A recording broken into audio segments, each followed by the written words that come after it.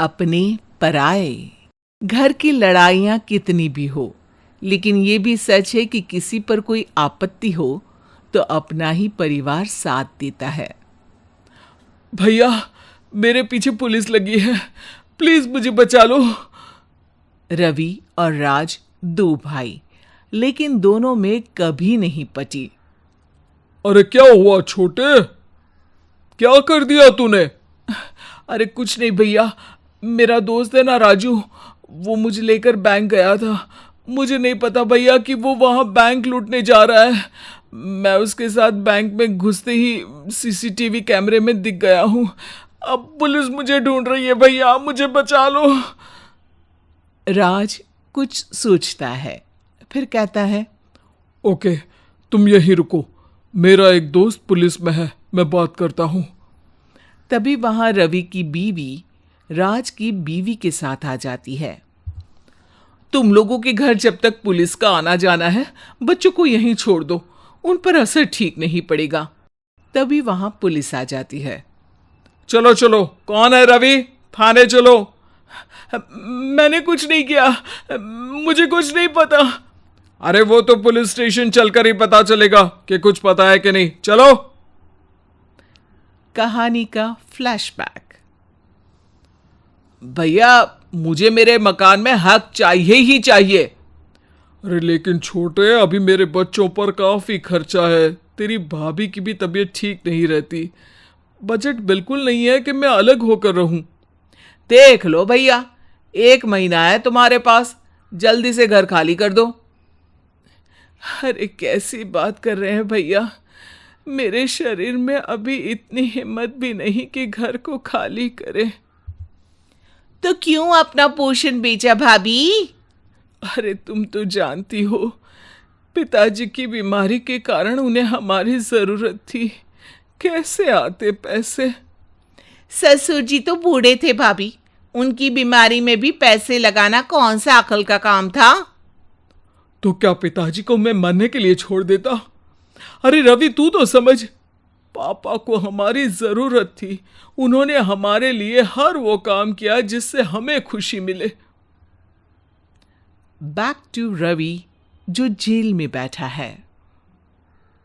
ये मैंने क्या कर दिया था? मैं ना पिता का हुआ ना ही भैया का, मेरे साथ जो हो रहा है ठीक ही हो रहा है। तभी वहां पुलिस वाला आता है। रवि, तुमसे कोई मिलने आया है। भाभी, आप यहां क्यों आई? पुलिस स्टेशन है ये भाभी। भैया, आपकी जगह मेरा भाई होता तो क्या मैं नहीं आती? अच्छा, ये खाना ले लीजिए, खा लीजिएगा। आपके भैया लगे हैं वकीलों और पुलिस वालों से बात करने में, डरने की कोई बात नहीं, जब आपने गुनाह किया ही नहीं तो सजा भी नहीं मिलेगी। रवि भाभी को देखकर रोने लगता है। घर में साक्षी चुपचाप बैठी होती है कि तभी सोनम कहती है, अरे साक्षी, क्या हुआ, परेशान क्यों हो रही हो? भाभी, अभी अभी पुलिस स्टेशन से खबर आई है, इन्हें बड़े जेल में शिफ्ट किया जा रहा है, मैं क्या करूंगी भाभी? रो मत, हम अच्छे से अच्छा वकील करेंगे।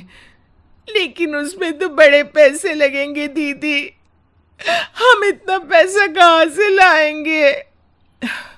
अरे क्यों, ये मकान है ना, और मेरे कुछ गहने भी है। साक्षी की आंखों में पानी आ जाता है। पर दीदी, ये तो आप और भैया की मेहनत की कमाई है।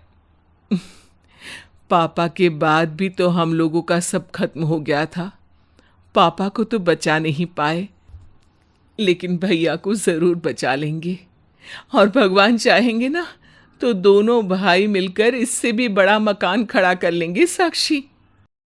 थोड़ी देर में राज वहां आता है।